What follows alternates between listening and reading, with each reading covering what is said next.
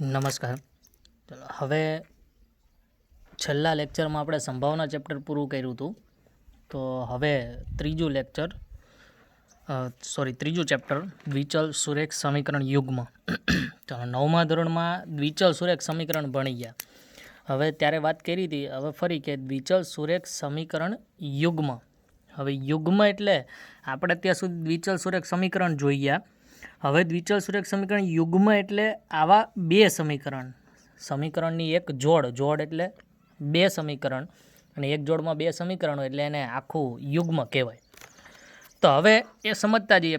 પહેલાં થોડી વાત કરી લઈએ દ્વિચલ સુરેખ સમીકરણની, જે આપણે 9મા ધોરણમાં ભણી ગયા, તમને બધાને એ ખ્યાલ છે. પહેલી વાત તો દ્વિચલ સુરેખ સમીકરણ કોને કહેવાય? તો જે સમીકરણમાં નામ પરથી જ આપણે વ્યાખ્યા લખી ગયા હતા, જે સમીકરણમાં બે ચલ હોય અને બંને ચલની ઘાત એક હોય. ભાઈ ઘાત એક હોય તો જ સુરેખ સમીકરણ કહેવાય, ઘાત એક હોય તો સુરેખ બહુપદી કહેવાય. એટલે સુરેખનો અર્થ એવો જ થવાનો ઘાત એક હોય. તો જે સમીકરણમાં બે ચલ હોય અને બંને ચલની ઘાત એક હોય એવા સમીકરણને દ્વિચલ સુરેખ સમીકરણ કહેવાય. એટલે જે સમીકરણમાં બે ચલ હોય અને બંને ચલની ઘાતાંક એક હોય એવા સમીકરણને દ્વિચલ સુરેખ સમીકરણ કહે છે. ચલો એનું પ્રમાણિત વ્યાપક સ્વરૂપે જોઈ ગયા હતા. તો આ એનું પ્રમાણિત અથવા તો વ્યાપક સ્વરૂપ છે કે બે ચલ એક્સ અને વાય છે, આ એબીસી સહગુણક છે, બંને ચલની ઘાત એક છે, એટલે કે એ X plus B Y plus C equal to 0. હવે આ એની શરત છે કે જ્યાં એબીસી એટલે આ સહગુણક જે છે ને એ બિલોંગ્સ ટુ આર, એટલે અપૂર્ણાંક હોઈ શકે, ઋણ હોઈ શકે, અસમય હોઈ શકે, સમય હોઈ શકે, બધું હોઈ શકે. એટલે કે એબીસી બિલોંગ્સ ટુ આર, કોઈને કોઈ વાસ્તવિક સંખ્યા હશે. આ શરત ખાસ આપણે સમજપૂર્વક 9માં જોઈ ગયા હતા કે A² + B² not equal to 0. એનો અર્થ કે એ અને બી બંને એક સાથે ક્યારેય 0 ન હોય, વારાફરતી 0 હોઈ શકે. એ અને બીના વર્ગનો સરવાળો 0 ક્યારે થાય? તો એ અને બી બંને 0 હોય ને તો જ, અને એ આપણે થવા દેવાનું નથી. એક 0 હોય તો ચાલે, બંને 0 હોવા જોઈએ નહીં એક સાથે.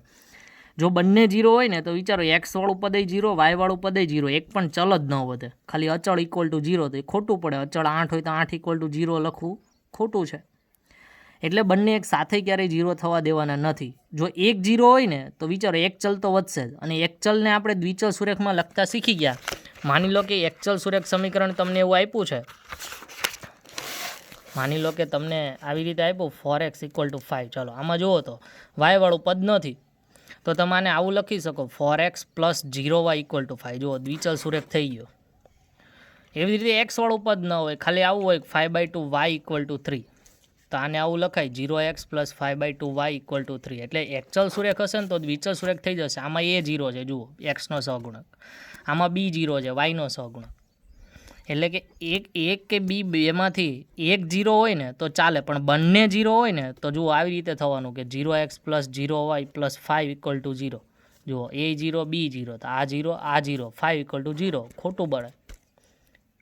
એટલે એ અને બી એક સાથે 0 ન થવા જોઈએ, એની આ શરત છે કે A² + B² not equal to 0.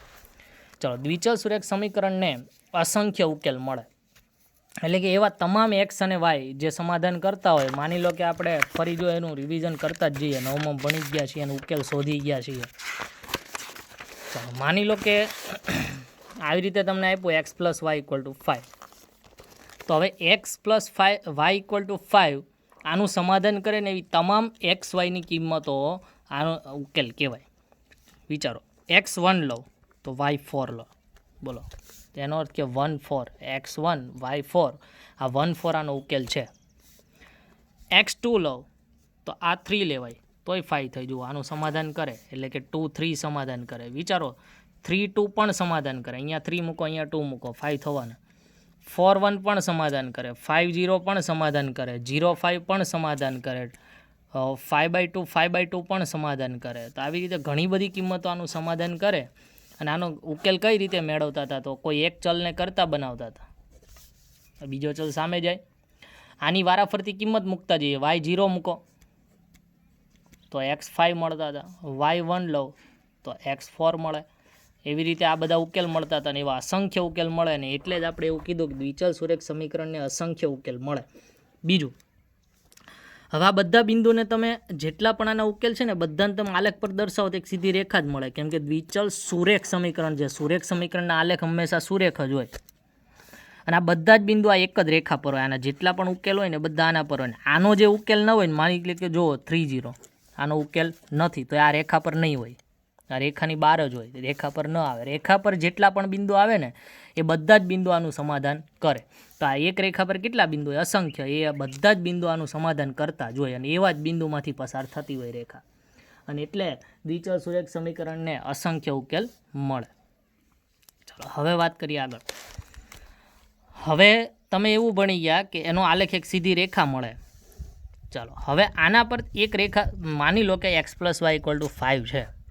હવે તમે આના 3 ઉકેલ મેળવી લીધા, આ રીતે કરતા બનાવ્યા ને 1, 2 ને 3 ઉકેલ મેળવી લીધા. હજુ માની લો કે એમાં y=2 લઈ લો તો x=3 મળવાનું. તો આ 3 બિંદુ મળ્યા ને એને દર્શાવવાનું, તમે એને આવી રીતે જોડી દીધા એટલે કે રેખા મળી ગઈ. હવે આ રેખા પરથી છે ને કોઈ પણ બિંદુ તમારે આંખ બંધ કરીને પસંદ કરી લેવાનું.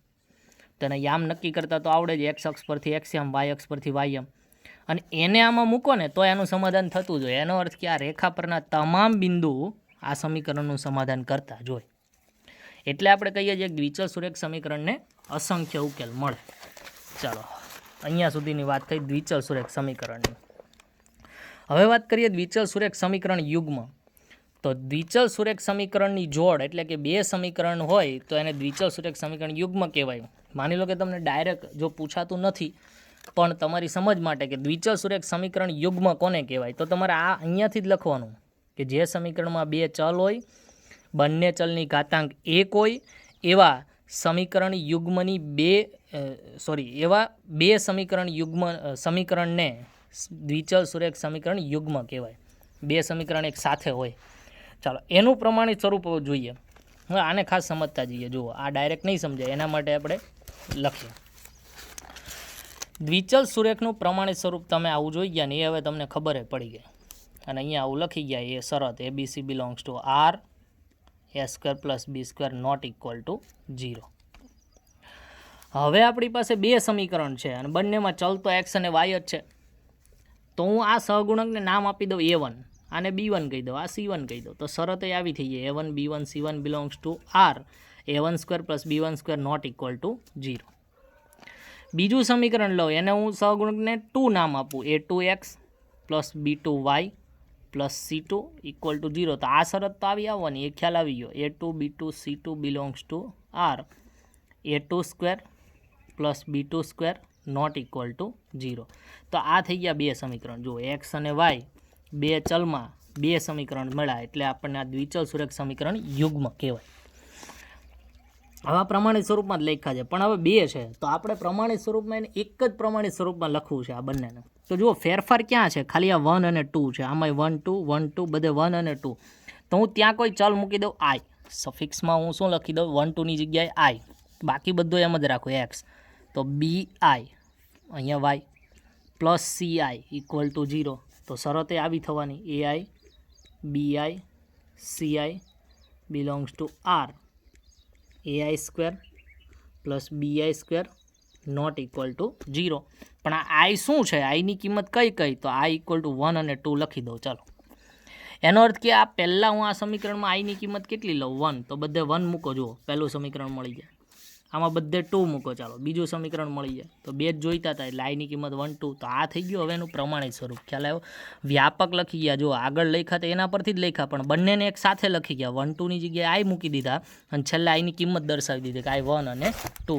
તો આ એનું પ્રમાણિત સ્વરૂપ થઈ ગયું અથવા વ્યાપક સ્વરૂપ થઈ ગયું કે aix + biy + ci = 0, જ્યાં ai bi ci belongs to R ai² + bi² ≠ 0, જ્યાં i = 1 2. ચાલો હવે આગળ જઈએ. દ્વિચલ સુરેખ સમીકરણ યુગ્મનો આલેખ બે સીધી રેખા મળે. પછી આ તો સીધી વાત છે. દ્વિચલ સુરેખ સમીકરણનો આલેખ એક રેખા મળે. તો હવે આવા દ્વિચલ સુરેખ કેટલા સમીકરણ છે આપણી પાસે? બે. તો બંને સમીકરણની એક એક રેખા મળે. દ્વિચલ સુરેખ સમીકરણ છે એટલે આલેખ તો સીધી રેખા જ મળે. પણ હવે આપણી પાસે બે અલગ અલગ સમીકરણો છે તો હવે બે રેખા મળે એટલે કે દ્વિચલ સુરેખ સમીકરણ યુગ્મનો આલેખ બે સીધી રેખા મળે. ખાસ VSQમાં એટલું ધ્યાન રાખજો તમને પૂછાય આ યુગ્મનું તો ઓછું પૂછાય છે ખાલી એટલું જ કે દ્વિચલ સુરેખ સમીકરણનો આલેખ કેવો મળે તો સીધી રેખા અથવા સુરેખા પણ કહેવાય. પણ માની લો કે ફેરફાર કરીને એવું પૂછી નાખ્યું કે દ્વિચલ સુરેખ સમીકરણ યુગ્મનો આલેખ કેવો મળે તો બે સીધી રેખા મળે. ચલો હવે તો દ્વિચલ સુરેખ સમીકરણ અહીંયા યુગ્મ આવશે. દ્વિચલ સુરેખ સમીકરણ યુગ્મના ઉકેલ જોઈએ. ઉકેલના કેટલા પ્રકાર? આમાં તો ઉકેલ અસંખ્ય મળે એવું કહી દીધું. તો હવે યુગ્મમાં કેટલા ઉકેલ મળે ચાલો એના માટે સમજીએ. જુઓ મેં તમને આગળ સમજાવ્યું કે આ રેખા પર જેટલા પણ બિંદુ આવશે ને આ રેખા કોની છે તો x+y=5ની રેખા છે. ચાલો તો આના પર હવે જેટલા બિંદુ હશે ને બધાનું સમાધાન કરે એટલે કે એ બધાનો ઉકેલ કહેવાય. 5 0 ચાલો આના પર આવે તો આવતું જ હોય છે એટલે કે આનું સમાધાન કરે જ છે. તો હવે એવી રીતે હું આ બે રેખા મળે છે એવું મેં કીધું. દ્વિચલ સુરેખ સમીકરણ યુગ્મ હશે ને તો એ બંનેની એક એક રેખા મળે. તો એક એક રેખા બોલો બે રેખા મળે તો બંને આ રીતે હોઈ શકે સમાંતર. એ બે રેખા આવી રીતે પણ હોઈ શકે એક બિંદુમાં છેદતી, અને બે રેખા આવી પણ હોઈ શકે એકની ઉપર એક. હવે બે રેખાને આ સિવાય કોઈ ત્રીજા પ્રકારે દોરી જ ન શકાય. સમતલમાં બે રેખા ત્રણ પ્રકારમાંથી કોઈ એક પ્રકારે હોઈ શકે, આ સિવાય એક પણ પ્રકારે દોરી ન શકાય. તો ચાલો હવે વારાફરતી જોતા જઈએ. માની લો કે હું આને એક નામ આપું, આ બીજી રેખા, અહીંયા આ પહેલી રેખા, આ બીજી રેખા, આમાં આ પહેલી રેખા ને એ જ બીજી રેખા છે. હવે મેં કોઈ એક સમીકરણ અહીંયા લીધું છે, ધારી લો કોઈ સમીકરણ છે, આના પરનું કોઈ બિંદુ છે, આ પહેલું સમીકરણ છે અને અહીંયા હું બીજું સમીકરણ લઉં છું. ચાલો હવે આપણને એવું સમીકરણનો ઉકેલ તો પહેલા સમીકરણની આ રેખા છે ને તો આના પર જેટલા પણ બિંદુ હશે ને બધા પહેલા સમીકરણનું સમાધાન કરતા જ હોય એટલે કે એના ઉકેલ હોય જ. બીજા સમીકરણની રેખા પર જેટલા પણ અસંખ્ય બિંદુઓ હોય ને એ તમામ બિંદુ આ બીજા સમીકરણનું સમાધાન કરે જ. એ હવે તમને ખ્યાલ છે. પણ હવે આપણે ઉકેલ કોનો જોઈએ? સમીકરણ યુગ્મનો. એનો અર્થ કે એવા ઉકેલ શોધવાના જે આ બંને સમીકરણનું સમાધાન કરે. તો વિચારો આ બિંદુ હું પસંદ કરું, ચાલો તો એ પહેલા સમીકરણનું સમાધાન કરે, બીજાનું ન કરે કેમ કે બીજા સમીકરણની રેખા પર નથી આ બિંદુ. ચાલો આ પસંદ કર્યું તો બીજાનું સમાધાન કરે, પહેલા સમીકરણનું ન કરે. તો આ પ્રકારની રેખા મળે તો વિચારો તો કેટલા બિંદુ છે જે બંનેનું સમાધાન કરે? એક પણ નહીં. બંને સમાંતર છે એટલે બંનેમાં એક પણ બિંદુ કોમન આવે જ નહીં, એટલે કે આ સમીકરણ યુગ્મને એક પણ ઉકેલ ન મળે. આમાં આવીએ, ચાલો આ રેખા છે પહેલા સમીકરણની, આ બીજાની, આ બિંદુ જુઓ પહેલા સમીકરણનું સમાધાન કરે, બીજાનું ન કરે. આ બિંદુ બીજા સમીકરણનું સમાધાન કરે, પહેલાંનું ન કરે. આ બિંદુ પહેલાંનું પણ કરે, બીજાનું પણ કરે, એટલે કે આ બિંદુ છે ને અહીંયા જે કંઈ પણ યામ હશે ને એ બંને સમીકરણનું સમાધાન કરે, એટલે કે આ દ્વિચલ સુરેખ સમીકરણ યુગ્મનો આ ઉકેલ કહેવાય. તો કેટલા ઉકેલ મળે? આવા એક મળે છે, આમાં એક પણ નથી મળતા. અહીંયા આવીએ, ચાલો આ બિંદુ બંનેનું સમાધાન કરે, આ બંનેનું કરે, આ બંનેનું સમાધાન કરે, આ બિંદુ પણ બંનેનું સમાધાન કરે, એટલે કે આ રેખા પર બંને એકના ઉપર જ એક છે, એટલે કે અનંત સુધી કોઈ પણ બિંદુ પસંદ કરો એ બંને રેખા પર આવે. એટલે કે જો આ પ્રકારે આવે ને તો એને અસંખ્ય ઉકેલ મળે. અને મેં તમને એમ કીધું કે આ ત્રણ વિકલ્પ સિવાય કોઈ વિકલ્પ છે જ નહીં બે રેખાને દોરવા માટેના. તો હવે વાત એવી થઈ કે દ્વિચલ સુરેખ સમીકરણ યુગ્મનો ઉકેલ આ ત્રણ પ્રકારે મળી શકે. કાં તો એને એક પણ ઉકેલ ન હોય, કાં તો એક હોય, અને કાં તો અસંખ્ય હોય. કઈ રીતે ખ્યાલ આવી ગયો? ફરી, કાં તો દ્વિચલ સુરેખ સમીકરણ યુગ્મને એક પણ ઉકેલ ન મળે, અને એક પણ ક્યારે ન મળે? જો રેખા સમાંતર આવે તો. જો અનન્ય ઉકેલ, આને એક ઉકેલ મળે છે અને અનન્ય પણ કહેવાય, એક અને માત્ર એક જ. અનન્ય ઉકેલ મળે તો એનો આલેખ એક બિંદુમાં છેદતો હોય, અને અસંખ્ય ઉકેલ મળે તો એનો આલેખ અસંખ્ય બિંદુમાં છેદતો, એટલે કે એકની ઉપર એક રેખા હોય ને આને કહેવાય સંપાતી રેખાઓ. આ સંપાતી રેખા, આ છેદતી રેખા, અને આ સમાંતર રેખા. તો હવે તમને ઉકેલના પ્રકાર જો આના પરથી ઘણા બધા VSQ બની શકે છે. હવે તમને એવું પૂછે કે એક દ્વિચલ સુરેખ સમીકરણ યુગ્મને એક પણ ઉકેલ મળતા નથી તો એનો આલેખ કેવો મળે? તો સમાંતર રેખાઓ. એક દ્વિચલ સુરેખ સમીકરણ યુગ્મને અસંખ્ય ઉકેલ મળે તો એનો આલેખ કેવો મળે? સંપાતી રેખા. એક દ્વિચલ સુરેખ સમીકરણ યુગ્મને અનન્ય ઉકેલ મળે તો એનો આલેખ એક પણ બિંદુમાં ન છેદે, તો આ વિધાન ખોટું બને, કેમ કે અનન્ય ઉકેલ મળે તો એક બિંદુમાં છેદે. તો આવી રીતે ઘણા બધા VSQ ખરા ખોટા હવે આમાંથી પૂછાઈ શકે. તો હવે જોઈએ દ્વિચલ સુરેખ સમીકરણ યુગ્મનો આલેખ બે સીધી રેખા મળે. તો હવે એના પરથી દ્વિચલ સુરેખ સમીકરણ યુગ્મના ઉકેલ નક્કી કર્યા કે એને કાં તો એક પણ ઉકેલ ન મળે એટલે કે ઉકેલ ગણ ખાલી ગણ હોય, એક જ ઉકેલ મળે એટલે કે અનન્ય ઉકેલ એક અને માત્ર એક જ, અને કાં તો અસંખ્ય ઉકેલ મળે એટલે કે અનંત ઉકેલ મળે. તો હવે જોજો, દ્વિચલ સુરેખ સમીકરણને અસંખ્ય ઉકેલ મળે, પણ દ્વિચલ સુરેખ સમીકરણ યુગ્મને 3 પ્રકારના ઉકેલ મળે. કાં તો એક પણ ન મળે, કાં તો એક જ મળે ને કાં તો અસંખ્ય મળે. આ 3માંથી ક્યારેય દ્વિચલ સુરેખ સમીકરણ યુગ્મને 2 ઉકેલ મળે એવું કીધું હોય તો ક્યારેય સાચું નથી, કેમ કે આ 3માંથી એક જ હોય. આમાં જુઓ 2 મળે જ નહીં, કાં તો એક પણ નહીં, કાં તો અસંખ્ય. તો હવે આ એના ઉકેલના પ્રકાર થયા. હવે દ્વિચલ સુરેખ સમીકરણ યુગ્મને ઉકેલવાની રીતો 4 રીત છે. અત્યાર સુધી દ્વિચલ સુરેખ સમીકરણનો ઉકેલ મેળવવો હોય તો એક ચલને કરતા બનાવતા હતા, એટલે બીજા ચલની વારાફરતી કિંમત મૂકતા હતા, તો અસંખ્ય બિંદુઓ મળતા હતા. પણ હવે અહીંયા અસંખ્ય ઉકેલ જ મળે એવું જરૂરી નથી. ક્યારેક એક મળે, ક્યારેક એક પણ ન મળે. એટલે કે એક સમીકરણમાં તમે એક ચલને કરતા બનાવો તો અસંખ્ય ઉકેલ મળે. હવે એમાંથી કેટલા ઉકેલો બીજા સમીકરણનું સમાધાન કરે છે એ જોવું પડે. બીજા સમીકરણનું સમાધાન કરતું હોય તો જ એનો ઉકેલ કહેવાય. જો માની લો કે મેં આ પહેલું સમીકરણ લીધું, અહીંયા આમાંથી એક ચલને કરતા બનાવ્યો અને આના પરથી મને અસંખ્ય ઉકેલ મળવાના, આ નક્કી થઈ ગયો. આ રીતે વાયની અલગ અલગ કિંમત લેતા જાઓ એટલે. તો હવે આમાંથી કેટલા ઉકેલ પાછું બીજાનું સમાધાન કરે છે. જો બીજાનું સમાધાન કરતા હોય એ જ બંનેનો ઉકેલ કહેવાય યુગ્મનો. એકનું કરે ને એકનું સમાધાન ન કરે તે સમીકરણ યુગ્મનો ઉકેલ ન કહેવાય. તો એ વારાફરતી પાછા ચેક કરવા પડે. એવા તો આને અસંખ્ય ઉકેલ મળે, તો અસંખ્ય વખત ચેક થોડું કરી શકાય. તો એના માટે સમીકરણ યુગ્મને ઉકેલવાની કુલ 4 રીતો છે. જો IVSQ છે કે દ્વિચલ સુરેખ સમીકરણ યુગ્મને ઉકેલવાની કુલ 4 રીતો. જો એમાંય હવે પ્રકાર છે, જેમાં એક ભૌમિતિક રીત છે અને 3 બેઝિક રીત છે. તો પ્રશ્ન જે પ્રમાણે પૂછ્યો ને એ પ્રમાણે આન્સર લખો કે દ્વિચલ સુરેખ સમીકરણ યુગ્મને ઉકેલવાની ભૌમિતિક રીતો કેટલી? તો 1. દ્વિચલ સુરેખ સમીકરણ યુગ્મને ઉકેલવાની બેઝિક રીતો કેટલી? તો 3.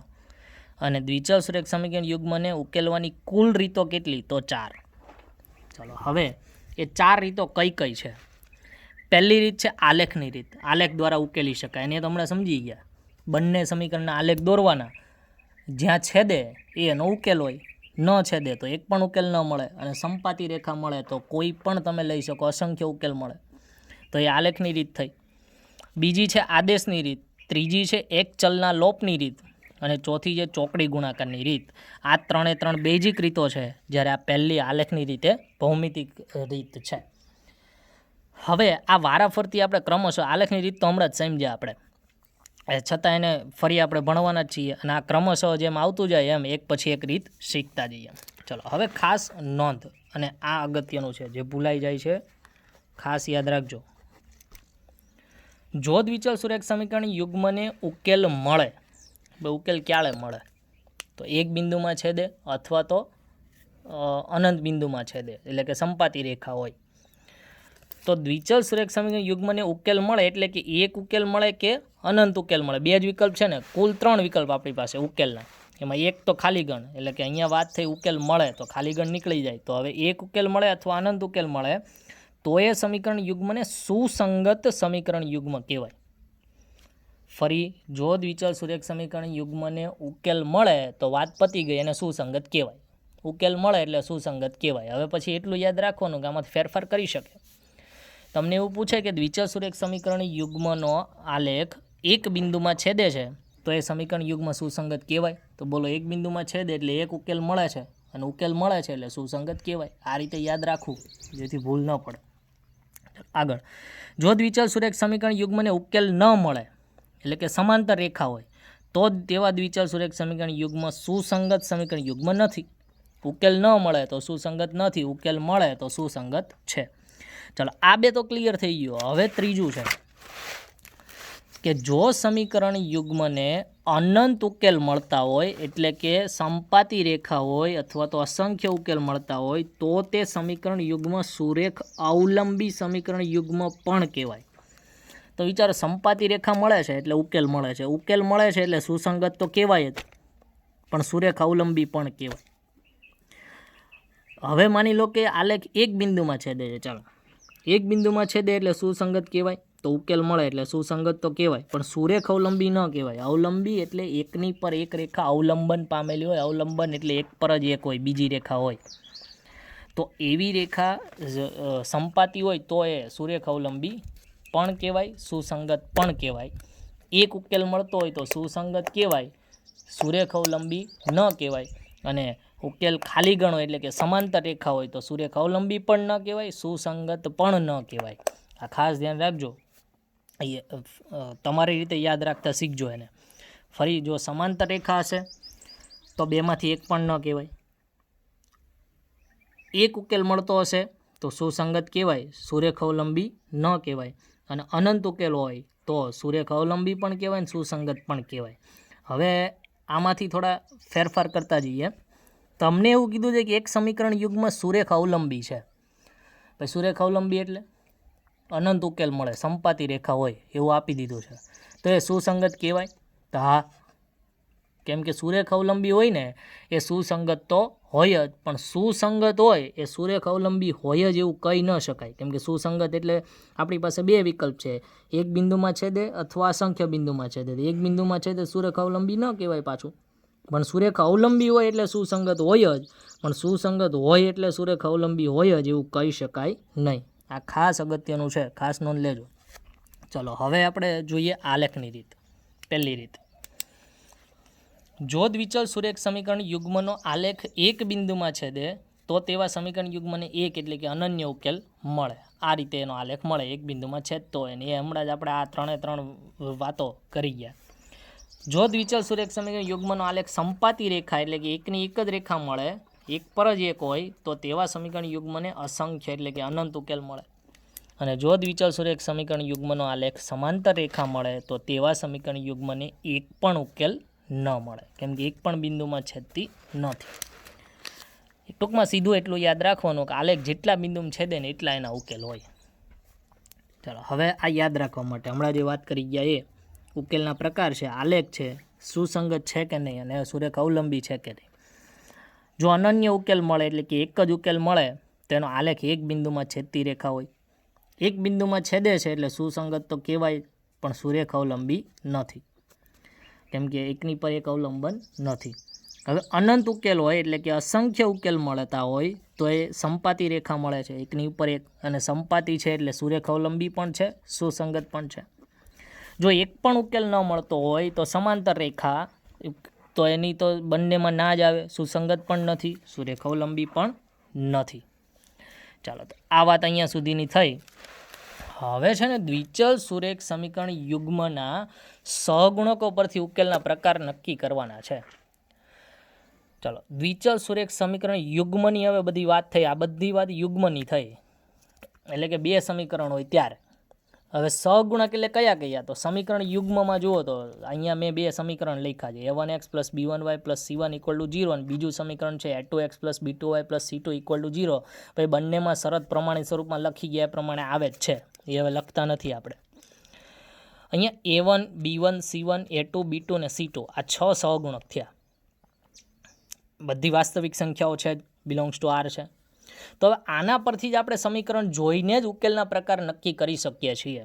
કઈ રીતે? અને આ પાછા VSQમાં પૂછાય છે. ચાલો તો જોતા જઈએ. જો a1/a2 એટલે કે બંનેના xના સહગુણકનો ગુણોત્તર અને બંનેના yના સહગુણકનો ગુણોત્તર એટલે કે a1/a2 = b1/b2 બંને ઇક્વલ ન હોય તો આપેલ સમીકરણ યુગ્મને અનન્ય ઉકેલ મળે. અનન્ય ઉકેલ મળે ને એટલે આખી લિંક તમારે જાતે વિચારવાની. અનન્ય ઉકેલ મળે એટલે એનો આલેખ એક બિંદુમાં છેદતો આવે, એને સુસંગત કહેવાય, સુરેખ અવલંબી ન કહેવાય. આટલો બધો વિચાર બધો જ કરી દેવાનો, એટલે કોઈ પણ પ્રકારનો VSQ પૂછે ને ખ્યાલ આવી જાય. ભલે આમાં આટલું જ લખ્યું હોય, પણ તમે જ્યારે લખો ને ત્યારે આ બધા વિચાર આવી જવા જોઈએ. જેટલી પણ લિંક આની સાથે જોડાયેલો હોય ને બધું વિચારી નાખવાનું, એટલે પરીક્ષામાં કોઈ પણ પૂછાય ગમે ત્યાંથી ગમે તે રીતે આપણને આવડે, અઘરું ન લાગે. ફરી a1/a2 ≠ b1/b2 હોય તો આપેલ સમીકરણ યુગ્મને અનન્ય ઉકેલ મળે. તો અનન્ય ઉકેલ મળે તો એનો આલેખ એક બિંદુમાં છેદતી રેખા મળે, સુસંગત કહેવાય, સુરેખ અવલંબી ન કહેવાય. આટલી વાત થવી જોઈએ. ચાલો એનું એક ઉદાહરણ લઉં.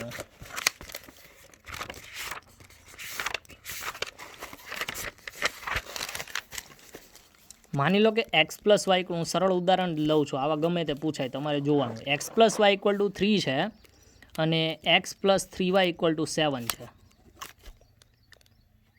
અહીંયા a1 1, a2 પણ 1, એટલે a1 બાય a2 1 બાય 1 થયા. b1 બાય b2 તો 1 બાય 3 થયા. જુઓ તો બંને ઇક્વલ નથી, વાત પતી ગઈ. હવે આમાં ગણતરી કરો કે ન કરો, બિંદુ મેળવો ન મેળવો, આલેખ દર્શાવો ન દર્શાવો, આનો ઉકેલ અનન્ય હોય. હવે કઈ રીત અનન્ય તો છે જ, એક ઉકેલનો પ્રકાર નક્કી થયો કે એક ઉકેલ મળે એમ, પણ હવે કયો એ ઉકેલ છે શોધવા માટે પાછી રીત કરવી જ પડે. 4 રીતો છે આપણી પાસે, એમાંથી કોઈ એક રીત પ્રમાણે જવું પડે, પણ ઉકેલનો પ્રકાર નક્કી થઈ જાય કે a1 બાય 2 અને b1 બાય b2 સમાન નથી. એનો અર્થ સીધો જ એવો થયો કે એને એક ઉકેલ મળતો જ હોય. ન મળે ને તો આપણી ક્યાંય ભૂલ હોય, બાકી ઉકેલ તો મળે જ. હવે આ વાત આની થઈ કે સહગુણકવાળા પદના, જો એક્સ અને વાય ચલ છે તો ચલના સહગુણકનો ગુણોત્તર તમને ઇક્વલ ન આવે ને એટલે અચળ પદ જોવાની જરૂર નથી, ડાયરેક્ટ જ કહી શકાય અનન્ય ઉકેલ મળે. ચાલો હવે વાત કરું. માની લો કે ચલના સહગુણકનો ગુણોત્તર સમાન છે, એટલે કે a1 બાય a2 અને b1 બાય b2 સમાન આવ્યા. જો આ બે સમાન આવે ને તો તમારે અચળ પદ જોવાનું. જો આ સમાન થતું હોય ને તો જુઓ તો ત્રણેય ગુણોત્તર ઇક્વલ. ત્રણેય ઇક્વલ આવે ને એનો અર્થ કે બંનેમાં એકની એક જ રેખા મળતી હોય, કેમ કે 3 એ 3 ઇક્વલ છે. જુઓ તો બધું જ સમાન. પહેલું સમીકરણ આવું આપ્યું ચાલો, અને બીજું સમીકરણ આવું છે ચાલો. જુઓ તો a1 by a2 1/2, b1 by b2 1/2, c1 by c2 તો 3/6, એટલે એ 1/2. તો ત્રણેય ઇક્વલ થયા. જુઓ તો આમાંથી બે કોમન નીકળે, એટલે x plus y equal to 3 થઈ ગયા કે નહીં? આનું આજ આવે કે નહીં? તો બે સમીકરણ સરખા છે, રેખા એકની એક જ આવે. એટલે જો 3 એ 3 ઇક્વલ આવી જાય ને તો વાત પૂરી થઈ ગઈ. 3 એ 3 ઇક્વલ એનો અર્થ કે ઉપરની રેખા છે એ જ નીચેની રેખા છે, ઇક્વલ જ છે બધું. એટલે એનો આલેખ હંમેશા સંપાતી રેખા મળે. સંપાતી એટલે કેટલા ઉકેલ? અનંત ઉકેલ. અનંત ઉકેલ તો સુસંગત કહેવાય તો કહેવાય, સુરેખ અવલંબી કહેવાય તો કહેવાય. ક્લિયર? ચાલો હવે હું લઉં a1 બાય a2 અને b1 બાય b2 સમાન છે, એટલે કે ચલવાળા પદ સમાન છે, પણ અચળ પદ એની સાથે સમાન નથી. જુઓ પહેલી વાત ફરી, અહીંયા તો ત્રણેય ઇક્વલ હતા, અહીંયા આ બે ચલવાળા પદ સમાન છે પણ અચળ પદ સમાન નથી. તો આવું ક્યારેય શક્ય જ નથી. આને એક પણ ઉકેલ ન મળે, એટલે કે સમાંતર રેખા મળે. એક પણ ઉકેલ ન મળે એટલે આલેખ કેવો? સમાંતર. સુસંગત નથી, સુરેખ અવલંબી તો નથી. ક્લિયર? હવે આને હું યાદ રાખતા શીખવાડું, ક્યારેય નહીં ભૂલાય. ચાલો પહેલી વાત તો ચલના સહગુણક ઇક્વલ ન હોય ને, એટલે કે એ અને બીનો ગુણોત્તર ઇક્વલ ન હોય ને એટલે એક ઉકેલ મળે. વાત પતી ગઈ, એક ઉકેલ મળે.